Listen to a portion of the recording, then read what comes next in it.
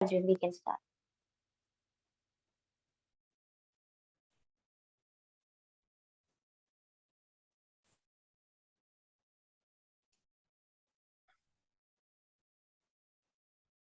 Yeah. Chapter 2.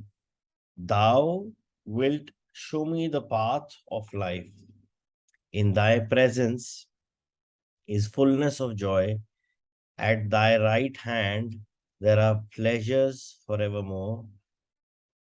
Verses 16-11. I've searched for the path to God all my life. I know you have. And now I have found it and I can't believe it.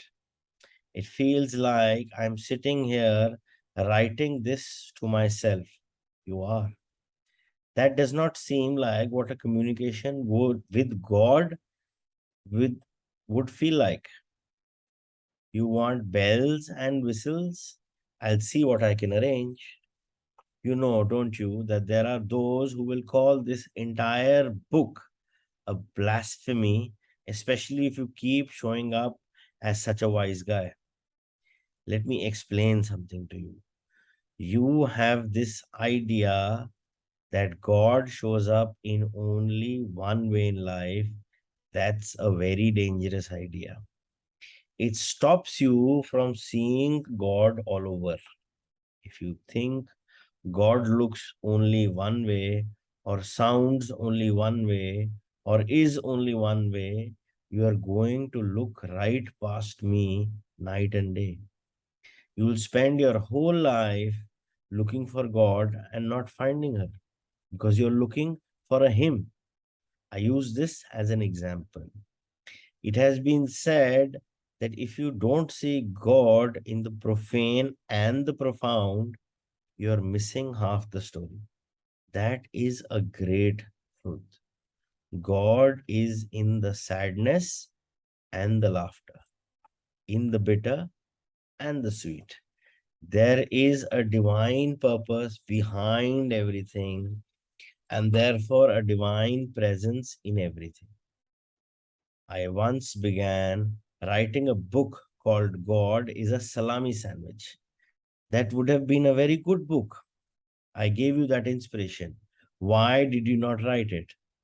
It felt like blasphemy or, at the very least, horribly irreverent. You mean wonderfully irreverent. What gave you the idea that God is only reverent? God is the up and the down, the hot and the cold, the left and the right, the reverent and the irreverent. Thank you that God cannot laugh. Do you imagine that God does not enjoy a good joke? Is it your knowing that God is without humor? I tell you, God invented humor. Must you speak in hushed tones when you speak to me? Are slang words or tough language outside my ken? I tell you, you can speak to me as you would speak with your best friend. Do you think there is a word I have not heard, a sight I have not seen, a sound I do not know? Is it your thought that I despise some of these while I love the others? I tell you, I despise nothing. Nothing of it is repulsive to me. It is life. And life is the gift, the unspeakable treasures, the holy of holies. I am life, for I am the stuff life is. Its every aspect has a divine purpose. Nothing exists, nothing, without a reason understood and approved by God. How can this be? What of the evil which has been created by man? You cannot create a thing, not a thought, an object, an event. No experience of any kind which is outside of God's plan. For God's plan is for you to create anything, everything, whatever you want. In such freedom lies the experience of God being God. And this is the experience for which I created you and life itself. Evil is that which you call evil, yet even that I love, for it is only through that which you call evil that you can know God, know good. Only through that which you call the work of the devil, that you can know and do the work of God. I do not love hot more than I love cold, high more than low, left more than right. It is all relative. It is all part of what is. I do not love good more than I love bad. Hitler, Hitler went to heaven. When you understand this, you will understand God. So, what is here for us to decipher and decode? That God is very clear that it is only when you know what is evil that you will realize what is good. So on planet Earth, everything comes with duality in opposites: good, bad, pain, pleasure, right, left. They are all opposites and, two sides of the same coin. So if you have to accept that coin, you have to accept both parts of the. And it's only when you experience the opposite of the other side that you realize and value the thing available on the other side. It is only through pain, when you experience pain, would you be able to realize when there is no pain how pleasurable life is. And it is only when you are, when you're having pleasures and sometimes you get pain, then you realize what pain is. So this entire working of duality, the entire working in opposites, is part of what God has given us here on planet Earth. In spite of this duality, he is trying to tell us to experience and know who you truly are. Because what you see in duality on planet Earth is nothing but a mere illusion created by God in order for you to experience certain things. This is not the reality.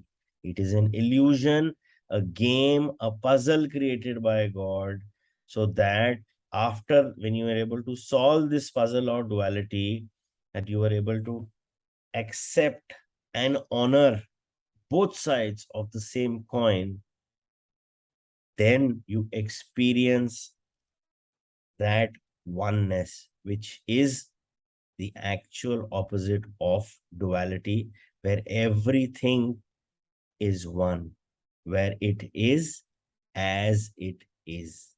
You do not think it's painful and you do not think it's pleasurable.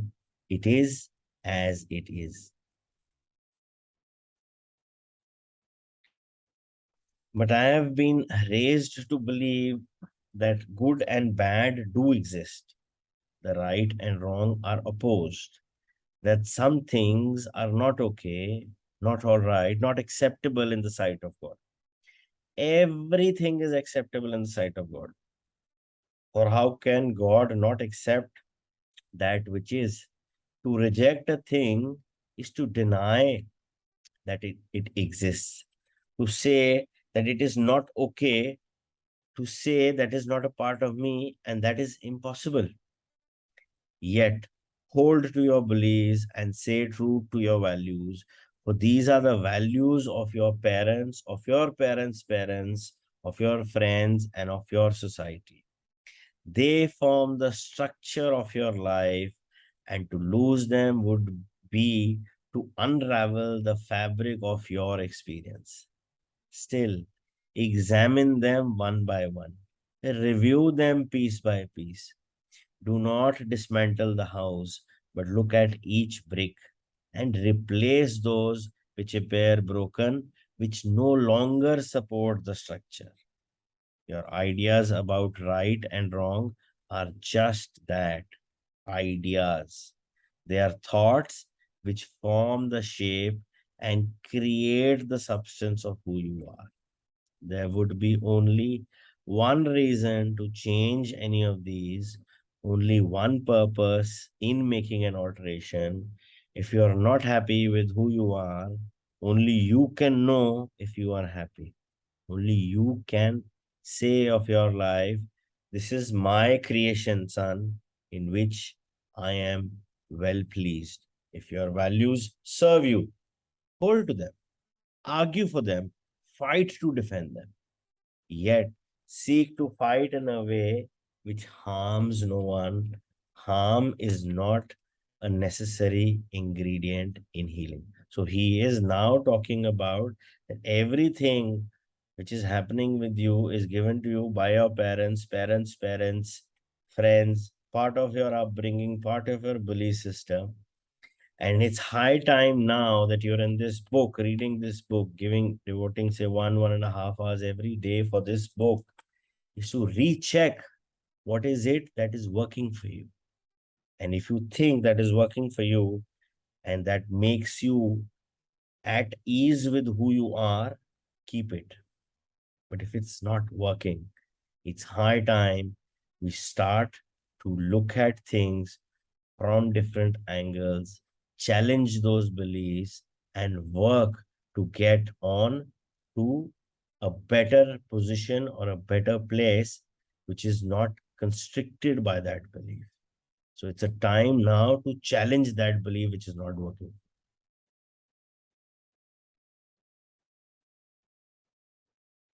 You say hold to your values. At the same time, you say your values are all wrong. Help me with this. I have not said your values are wrong, but neither are they right. They are simply judgments, assessments, decisions. For the most part, they are decisions made not by you, but by someone else. Your parents, perhaps your religion, your teachers, historians, politicians. Very few of the value judgments you have incorporated into your truth are judgments you yourself have made based on your experience. Yet, experience is what you came here for. And out of your experience, were you to create yourself. You have created yourself out of the experience of others. If there was such a thing as sin, this would be it, to allow yourself to become what you are because of the experience of others. This is the sin you have committed, all of you.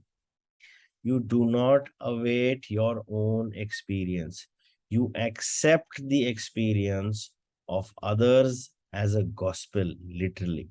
And then when you encounter the actual experience for the first time, you overlay what you think you already know onto the encounter. If you do not do this, you might have a wholly different experience, one that might render your original teacher or source wrong.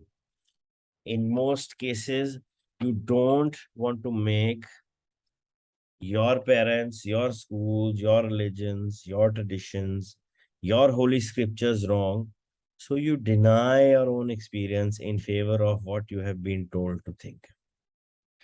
Nowhere can this be more profoundly illustrated than in your treatment of human sexuality. Everyone knows that the sexual experience can be the single most loving, most exciting, most powerful, most exhilarating, most renewing, most energizing, most affirming, most intimate, most uniting, most recreative physical appearance of which humans are capable. Having discovered this experientially, you have chosen to accept instead the prior judgments, opinions, and ideas about sex promulgated by others, all of whom have a vested interest in how you think. These opinions, judgments, and ideas have run directly contradictory to your own experience. Yet, because you are loath to make your teachers wrong, you convince yourself it must be your experience that is wrong. The result is that you have betrayed your true truth about the subject with devastating results. You have done the same thing with money. Every time in your life that you had lots and lots of money, you have felt great. You felt great receiving it and have and you felt great spending it. There was nothing bad about it, nothing evil, nothing inherently wrong. Yet you are so deeply ingrained with you the teaching of others on the subject that you have rejected your own experience in favor of truth. Having adopted this truth as your own, you have formed thoughts around it, thoughts which are creative. You have thus created a personal reality around money which pushes it away from you. Or why would you seek to attract that which is not good? Amazingly, you have created the same contradiction around God. Everything your heart experiences about God tells you that God is good. Everything your teachers teach you about God tells you God is bad. Your heart tells you God is to be loved without fear. All teachers tell you God is to be feared. He is a vengeful God. You are to live in fear of God's wrath, they say. You are to tremble in his presence. Your whole life through you are to fear the judgment of the Lord. For the Lord is just, you are told. And God knows you will be in trouble when you confront the terrible justice of the Lord. You are therefore to be obedient to God's commands or else. Above all, you are not to ask such logical questions as if God wanted strict obedience to his laws, why did he create the possibility of those laws being violated?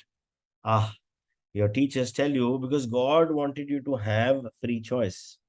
Yet, what kind of a choice is free when to choose one thing or over the other brings condemnation? How is free will free when it is not your will but someone else's which must be done? Those who teach you this would be a hypocrisy of God. You're told that God is forgiveness and compassion.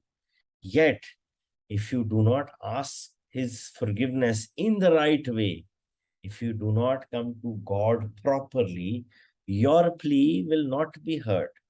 Your cry will go unheeded. Even this would not be so bad if there were only one proper way. But there are many proper ways being taught as there are teachers to teach them. Most of you, therefore, spend the bulk of your adult life searching for the right way to worship, to obey, and to serve God. The irony of all is that I do not want your worship, I do not need your obedience, and it is not necessary for you to serve me. These behaviors are the behaviors historically demanded of their subjects by monarchs, usually egomaniacal, insecure, tyrannical monarchs at that. They are not godly demands in any sense. And it seems remarkable that the world hasn't by now concluded that the demands are counterfeit, having nothing to do with the needs and desires of deity. Deity has no needs. All that is exactly that. All that is. It therefore wants or lacks nothing by definition. If you choose to believe in a God who somehow needs something and has such hurt feelings, if he doesn't get it, he punishes those from whom he expected to receive it. Then you choose to believe in a God much smaller than I. You truly are children of a lesser God. No, my children, please let me assure you again through this writing that I am without needs. I require nothing. This does not mean I am without desires. Desires and needs are not the same thing, although many of you have made them so in your present lifetime. So जो भी हमारे को definition दी गई है,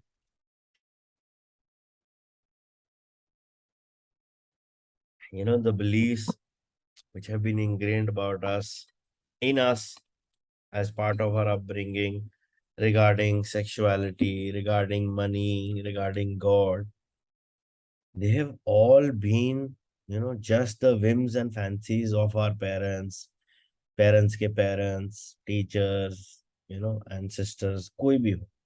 There is no reality in it because it is not from your own experience.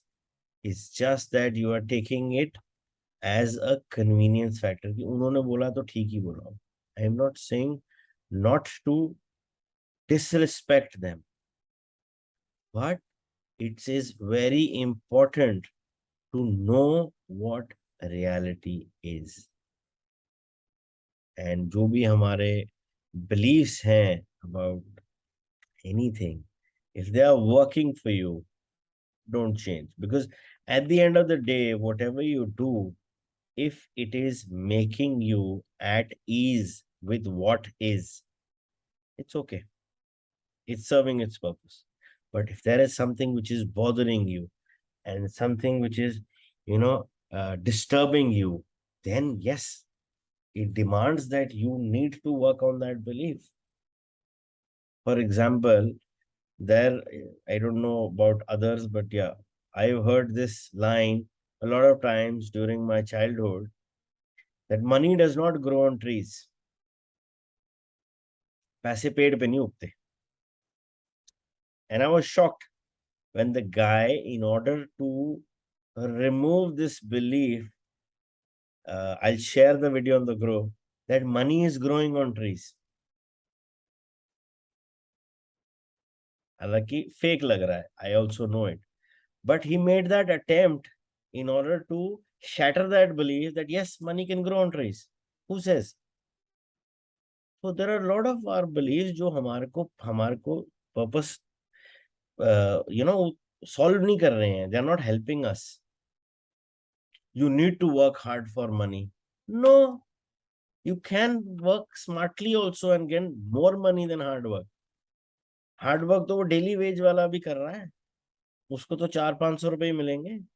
उससे ज्यादा hard work तो आप नहीं कर रहे हो. जो एक डेली वेज वाला लोडिंग अनलोडिंग कर रहा है, he is the guy who's doing the maximum hard work for 7-8 hours, constantly doing physical hard work, and he earns 500-600 rupees a day. That's his daily wage. So it's not कि hard work से पैसे आएंगे, smart work से आएंगे. You need to be able to tap into the right opportunities, be at the right time, develop, get better products, better strategies, everything. But this is not taught ना. पढ़ना पड़ेगा. पढ़ोगे नहीं तो क्या? पढ़ोगे लिखोगे बनोगे नवाब, समथिंग पता नहीं बनोगे खराब, समथिंग लाइक दैट. ऐसे भी कुछ होता था. क्या है वो? Does it serve a purpose? No. You need to empower the generation ahead, and they are very smart kids. And you know what? Why I say they are very smart kids? From the day they are born, they are surrounded with gadgets. हमें तो college में जाके computer, gadget, mobile देखना शुरू हुए थे. Initially, yes, it was a new thing, but they are smart people. That is why everything smart is available to them when they are born. That is their privilege. So उनको तो हमें empower करना पड़ेगा ना. And in a lot of cases, जो beliefs होते हैं in your upbringing, they do not serve a purpose more than one generation. Because where we are right now, everybody is fortunate enough, blessed enough, that they do not have to think about their next meal. I'm talking per se this group. So वो belief जिसमें हमारे parents या हमारे forefathers ने struggle किया, where the next meal was also a question mark at that time, so that belief cannot work right now. And now is the age where we need to empower and where we need to focus on love, on compassion. We are nearly all 35 or 25 plus. Saila is the youngest. So 35-40 is the average age. कोई ऐसा बच्चा है जिसने मार नहीं खाई बचपन में? सबने खाई. And how many here have hit their children more than once? That's the difference. हमारा मन नहीं करता. हम डांट देंगे, पर हमारा हाथ नहीं उठता. पहले हाथ उठता था, डांट तो बाद में सुनती थी. So there is a change. We need to accept that.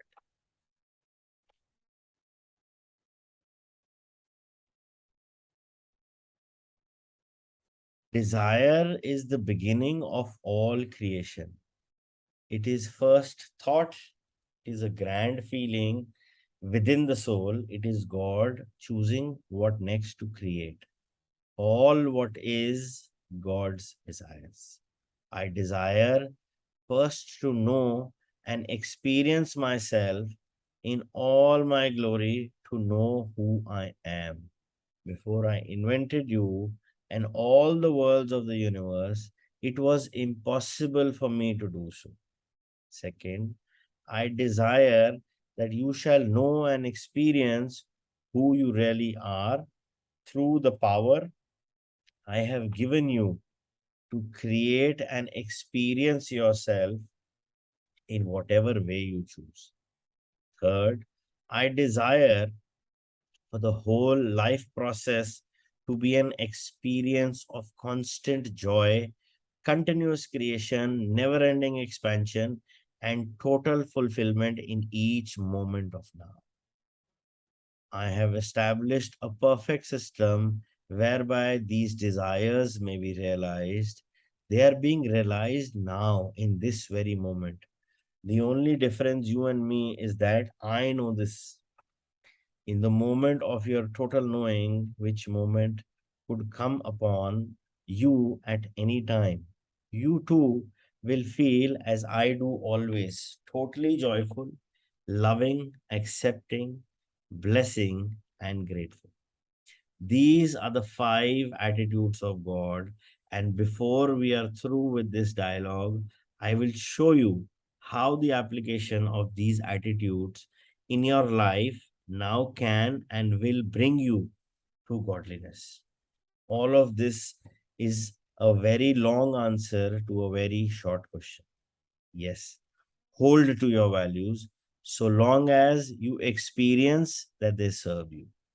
Yet, look to see whether the values you serve with your thoughts, words, and actions bring to the space of your experience the highest and best idea you ever had about you. Examine your values one by one, hold them up to the light of public scrutiny. If you can tell the world who you are and what you believe without breaking stride or hesitating, you are happy with yourself. There is no reason to continue much further in this dialogue with me, because you have created a self and a life for the self which needs no improvement. You have reached perfection. Put the book down. My life is not perfect, nor is it close to being perfect. I am not perfect. I am, in fact, a bundle of imperfections. I wish sometimes I wish with all my heart that I could correct these imperfections, that I knew what causes my behaviors, what sets up my own downfalls, what keeps getting in my way. That's why I have come to you, I guess. I haven't been able to find the answers on my own. I am glad you came. I have always been there here to help you. I am here now. You don't have to find the answers on your own. You never had to. Yet it seems so presumptuous to simply sit down and dialogue with you this way, much less to imagine that you, God, are responding. I mean, this is crazy. I see. The authors of the Bible were all sane, but you are crazy. The Bible writers were witnesses to the life of Christ and faithfully recorded what they heard and saw. Correction. Most of the New Testament writers never met or saw Jesus in their lives. They lived many years after Jesus left the earth. They wouldn't have known Jesus of Nazareth if they walked into him on the street. But the Bible writers were great believers and great historians.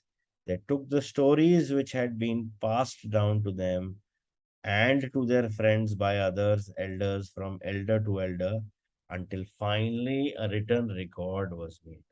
And not everything of the Bible authors was included in the final document.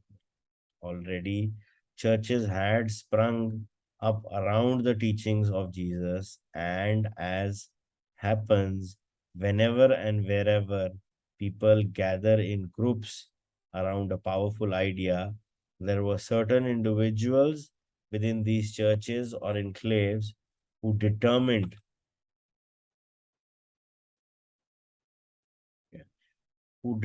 what parts of the Jesus story were going to be told and how. This process of selecting and editing continued throughout the gathering, writing, and publishing of the Gospels in the Bible. Even several centuries after the original scriptures were committed to writing, a high council of the church determined yet one more time which doctrines and truths were to be included in the then official Bible, or which would be unhealthy or premature to reveal to the masses. And there have been other holy scriptures as well, each placed in writing in moments of inspiration by otherwise ordinary men, none of whom were any more crazy than you. Are you suggesting, you're not suggesting, are you, that these writings might one day become holy scriptures? My child, everything in life is holy. By that measure, yes, these are holy writings, but I will not quibble with you over words because I know what you mean.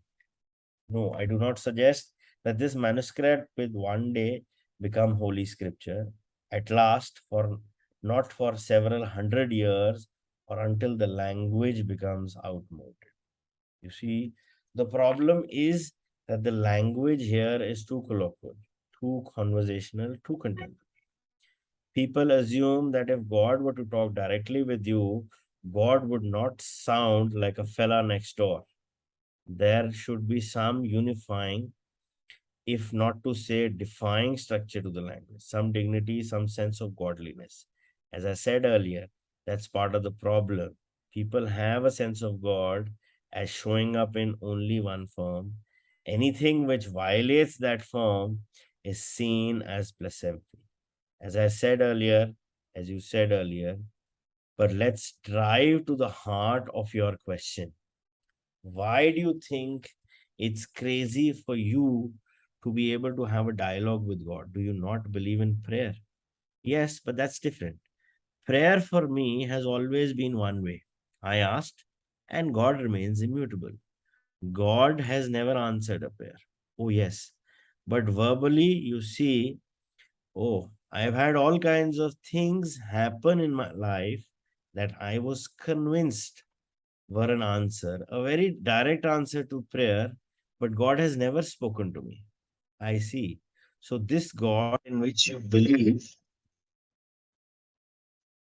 so this God in which you believe, this God can do anything. It just cannot speak. Of course, God can speak if God wants to. It just doesn't seem probable that God would want to speak to me. This is the root of every problem you experience in your life. For you do not consider yourself worthy enough to be spoken to by God. Good heavens, how can you ever expect to hear my voice if you don't imagine yourself to be deserving enough to even be spoken to? I tell you this, I am performing a miracle right now. For not only I am speaking to you, but to every person who has picked up this book and is reading these words. To each of them, I am now speaking.